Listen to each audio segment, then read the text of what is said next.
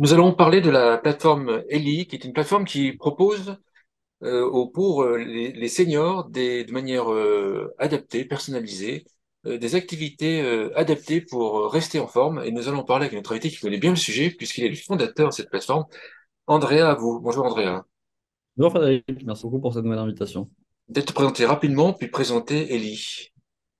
Avec plaisir. Donc, je suis André Abou, cofondateur d'Eli. Eli, qu'est-ce que c'est? C'est une application web qui va, comme tu le disais, accompagner les seniors de manière personnalisée, avec simplicité, à trouver des activités adaptées afin de rester en forme. C'est vraiment de la prévention. Et donc, nos ateliers, ils ont quatre constantes. Ils sont collectifs, interactifs, préventifs et digitaux. Préventif, parce que l'idée, c'est d'entretenir sa condition physique et ou cérébrale. Collectif et interactif, puisqu'il s'agit de petits groupes dans lesquels l'interaction est possible. Et enfin, digitaux, puisque nous avons construit nous-mêmes l'outil de zéro pour qu'il soit utilisable en toute autonomie. Une objection qui peut venir rapidement, c'est comme tes ateliers sont en live sur Internet, certains vont dire, mais les seniors sont pas connectés à Internet. Et on a l'habitude d'avoir cette Réponds. objection. Aujourd'hui, on aime prendre le premier chiffre, hein, c'est les petits frères des pauvres. Trois quarts des 60-75 ans se servent quotidiennement d'outils digital, premièrement. Deuxièmement, plus on va avancer dans le temps, plus cette fracture va s'effacer logiquement. Et troisièmement, tout l'enjeu de Thibaut, mon associé, qui a été récompensé pour ses talents d'informaticien, d'avoir développé de zéro l'outil avec les utilisateurs et également les partenaires. Je pense notamment enfin, tous les partenaires qui nous ont accompagnés sur le côté ergonomie et accessibilité, visibilité. Donc aujourd'hui, c'est très simple. On l'a vérifié avec les utilisateurs après quasiment 12 mois de tests en milieu fermé. On a des seniors de 89 ans qui arrivent à se connecter sur leur téléphone en cliquant à un endroit, puisque c'était notre enjeu de faire, de sortir l'outil le plus simple possible. Parlons au niveau crédibilité, parce que certains vont dire peut-être Oui, qu'il y en existe d'autres, que ça existe déjà, oui. en fait, vous avez été sélectionné par Viva Lab de la CNAV.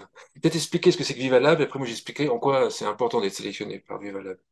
Alors oui, c'est un grand honneur. On a eu ces derniers mois deux faits marquants, si je veux dire. Premièrement, la BPI avec l'aide du dispositif InnovUp et donc de la région Île-de-France qui nous a permis de continuer à supporter la recherche et le développement.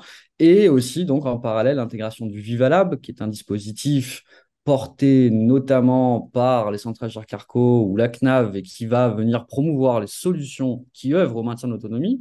Et donc, effectivement, notre intégration, notre admission récente au sein du VivaLab, c'est un encouragement fort. Oui, c'est un encouragement fort, parce que expliquer un petit peu Viva Lab, c'est effectivement c'est la Gérarco à la base, mais c'est surtout c'est le fait qu'en fait au début de la Silver Economy, il y avait beaucoup de projets qui apparaissaient et qui périclitaient, on va dire ça comme ça. Et puis que la Gérarco avait quand même soutenu, mais sans vraiment les avoir sélectionnés, on va dire présélectionnés de manière intensive. Et voyant cette situation, la GRCarco dit, voilà, on va faire un programme d'accompagnement des quelques startups qui ont un projet innovant et un périn, enfin eux jugent pérenne. Et, et donc, en fait, enfin, pour moi, il y a plus de 100 candidats par an à Vivalab pour en avoir moins de 30 qui sont sélectionnés. Donc, c'est vraiment un point important que vous ayez été sélectionné. Le programme dans Vivalab a déjà commencé pour toi ou ça commence Oui, seulement? absolument. On a l'honneur d'avoir la chance d'avoir commencé à travailler avec le Centre d'innovation en usage et santé, le fameux CIUS, sur différents chantiers. Et pour n'en citer qu'un, les mises en réseau, mais également par la suite la consolidation de cette approche thérapie non médicamenteuse et prévention. Maintenant, si on en revient à la plateforme Ellie, si je suis senior, j'ai droit à quoi comme atelier? Qu'est-ce qu'on me propose? Alors, si tu es senior, on va pouvoir t'accompagner de manière personnalisée. Qu'est-ce que ça veut dire? Ça veut dire notamment que derrière, on a un petit peu d'algo qui va te proposer, en fonction de tes retours, de ton profil, des activités toujours plus adaptées afin d'être en sorte de t'accompagner de manière personnalisée jour après jour. Concrètement, tu vas pouvoir, dans trois catégories, rester en forme, donc dans ton corps, dans ton esprit et au niveau de ton alimentation. En corps, on va par exemple retrouver l'activité physique adaptée. On peut retrouver également du qigong ou du yoga pour ne citer que ces exemples. En esprit, on va pouvoir retrouver du dessin, on va pouvoir retrouver de l'anglais, ou de l'écriture. Et enfin, en alimentation, ce sont deux jeunes filles qui sont ingénieurs agroalimentaires qui viennent dispenser de la manière la moins verticale possible des ateliers de cuisine en petits groupes, puisque là aussi, on sait que bien manger, ça permet de rester en forme. Concrètement, les ateliers de cuisine, chacun Oui. reste chez soi, bien évidemment, puisque c'est en live. Les gens prennent des notes et ils font à la cuisine en même temps. Alors, on a sur ces deux animatrices deux écoles très différentes, une théorique, l'autre plus pratique. La théorique, la dernière fois, on était en initiation à la lactofermentation. Donc, il y avait un support de présentation qui permettait de comprendre les différents procédés avec un peu de pratique. Et la seconde, elle est beaucoup plus pratique. Donc là, il s'agit de ramener devant la caméra le saladier, de mettre les mains dans le cambouis, tout en participant toujours avec l'aile de la webcam ou du micro. Dans les deux cas, c'est quand même les participants, ils apprécient quand même quand ils pratiquent et quand il y a un résultat à la fin de l'atelier. D'accord. Le profil des participants, parce qu'en fait, Oui, ils se voient, j'imagine qu'ils se voient dans les ateliers, ils sont absolument. entre eux quelque part, mais est-ce que le côté, est-ce qu'ils se sentent seuls? Est-ce qu'il y a un profil particulier de gens qui acceptent, de seniors qui acceptent parce que les jeunes générations, je comprends, voilà, TikTok, machin, on est, bon, on est très facilement avec les gens, mais est-ce que c'est habituel pour les seniors? Est-ce que c'est accepté pour les seniors? Alors, ça dépend de quoi on parle. Accepter de se sentir seul, non. Accepter de découvrir de nouvelles activités, oui. Et donc, il y a effectivement le mot prévention, rester en forme. Il y en a qui veulent juste se dire, ce soir, demain soir, j'ai pas envie de traverser mon village ou ma ville. J'ai simplement envie de rester sur mon canapé et de m'amuser à apprendre à dessiner un chat, par exemple. Donc, c'est ce côté récréatif, c'est ce côté progression, c'est ce côté loisir, avec à chaque fois le maître mot, c'est-à-dire sans jugement dans un environnement qui est sécurisé. C'est des seniors qui étaient déjà mis à l'informatique auparavant et qui ici participent à des ateliers où tu as des seniors qui débutent en informatique. Et quand même, j'imagine à mon avis, le profil que j'imagine, c'est quelqu'un qui est en prévention et qui est déjà habitué à l'informatique. Alors, aujourd'hui, non, on n'a pas encore eu véritablement de personne qui n'a jamais eu ni de smartphone ni d'ordinateur. Ça doit exister encore, mais on n'en a pas eu. Toutes les personnes, il y en a qui sont plus familières, plus à l'aise avec l'outil numérique que d'autres. C'est pas une question d'âge, clairement pas. On a des seniors de 85 ans qui sont plus à l'aise que certains de 65 ans pour se connecter à notre outil. Donc voilà. Qu'est-ce qui déclenche leur volonté de suivre des ateliers? Qu'est-ce qui Qu'est-ce qui fait déclenche? qu'ils... Ça peut être un proche qui les a inscrits, ça peut être de la curiosité, ça peut être un thème en particulier, une passion de jeunesse, si j'ose dire, qu'ils ont envie de réveiller. Ça peut être, on a une architecte par exemple, qui a décidé de se remettre au dessin au travers de nos ateliers. Ça peut être en anglais aussi. On a des seniors qui n'ont pas pratiqué depuis longtemps l'anglais, qui ont envie de stimuler leur mémoire et leur esprit. Et comment tu les fais pour les trouver? Alors, bon, j'imagine, bon, certains s'inscrivent. Ceux qui sont par hasard, ils te trouvent par Internet en tapant des mots-clés, tu communiques avec eux, il y a des prescripteurs, comment ça fonctionne? Pour les seniors, oui, absolument. Il y a différents moyens. Il y a, comme tu dis, il y a ceux qui vont venir taper des mots-clés. Donc, ça, c'est tout le côté référencement naturel. Euh, il y a également le parrainage. On a ce qu'on appelle le fameux quotient de viralité qui est bon. C'est-à-dire que quand les gens essaient, ils sont contents, ils s'aperçoivent que l'outil est simple, que la pédagogie et la philosophie sont saines. Donc, ils peuvent recommander. Donc, c'est différents moyens, effectivement, de pouvoir nous adresser à différents profils après. En moyenne, même si c'est pas lié vraiment à l'âge, mais en moyenne, les seniors ont quel âge? C'est des jeunes seniors, c'est des seniors plus âgés, on est plus en prévention, on est plus... Honnêtement, au début, on pensait qu'on allait s'adresser à du 60-75 ans. Et plus on avance, plus on s'aperçoit que finalement, on est davantage dans du 75-90. Donc, c'est ça qui est intéressant.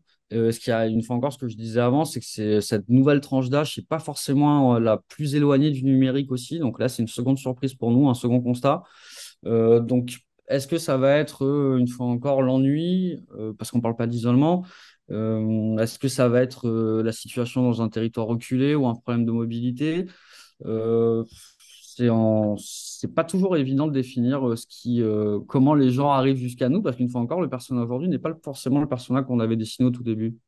Ce qui les fait venir, c'est le fait de rester en forme.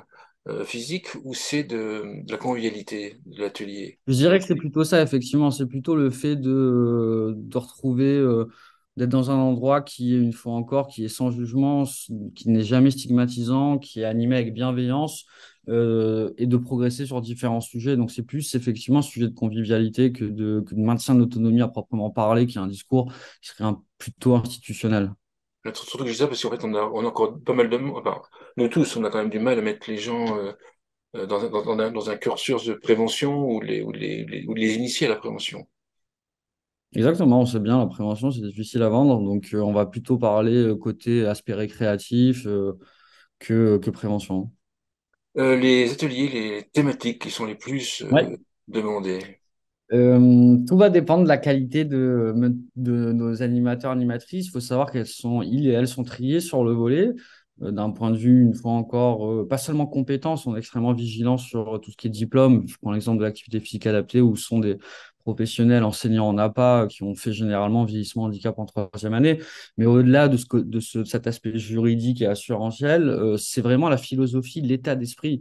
J'aime bien emprunter les mots de notre animatrice en danse qui est psychomotricienne, euh, au demeurant, et qui disait la dernière fois, celles qui veulent s'imaginer danser avec une plante s'imagine, caméra éteinte, celles qui veulent l'allumer l'allument. L'idée, c'est de ne pas chercher ni le mouvement esthétique, ni l'évaluation, ni le cadre scolaire, ni la performance.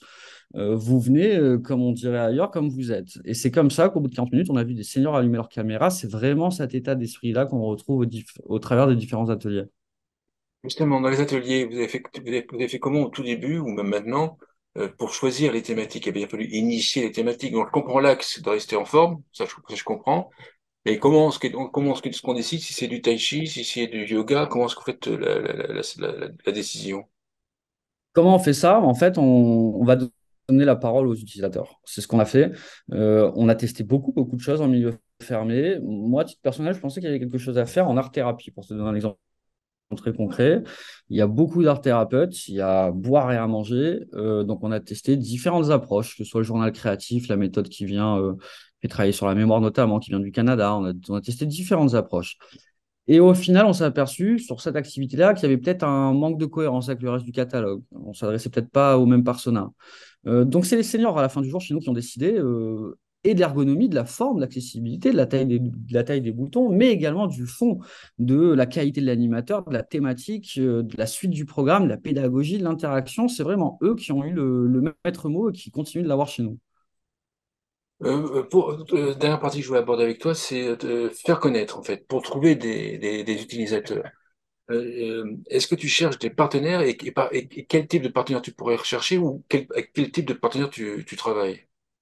Alors, aujourd'hui, comme effectivement, il y a notre croissance organique, hein, auprès du particulier en B2C, mais il y a également les partenaires en B2B qu'on souhaite convaincre aussi, de plus en plus jour après jour, qui peuvent avoir des profils différents, que ce soit des associations de retraités, que ce soit des mutuelles, des assureurs, ou pourquoi pas également des téléassisteurs ou des groupes de protection sociale. L'idée avec ces partenaires-là, les bénéfices sont pluriels et multiples. Ça peut être, premièrement, d'améliorer la condition de leurs adhérents, même si on sait que le ROI est compliqué à démontrer en prévention malgré tout. Aujourd'hui, la science, elle s'accorde pour dire que bien manger, ça permet de rester en forme, n'est-ce pas? Ça peut être également l'animation d'une communauté au travers de notre application. Ça peut être également aussi, on a tendance à moins y penser parce que c'est une population qui est silencieuse, pour ne pas dire invisible, mais c'est les proches aidants et donc les salariés aidants. Et là aussi, on peut décharger les proches aidants. Donc voilà, c'est quelques exemples d'avantages que Kelly est capable aujourd'hui de proposer à ses différents partenaires. Si je dirige une mutuelle, par exemple, j'écoute cette Mhm. vidéo et je suis intéressé par proposer ce type de service. Mes bénéfices à moi en tant que mutuelle, d'après toi, c'est quoi? Alors, comme je disais, ça peut être effectivement, déjà, premièrement, ça peut être soit un argument commercial pour aujourd'hui aller faire de l'acquisition client. On sait que c'est un univers qui est concurrentiel, d'autant plus avec l'âge du passage à la retraite où l'entreprise n'est plus en obligation de supporter, de continuer à suivre ses adhérents. Ça peut être l'amélioration tout simplement, une fois encore, de la condition pour que ce soit des personnes qui aient moins de problèmes de santé, j'entends.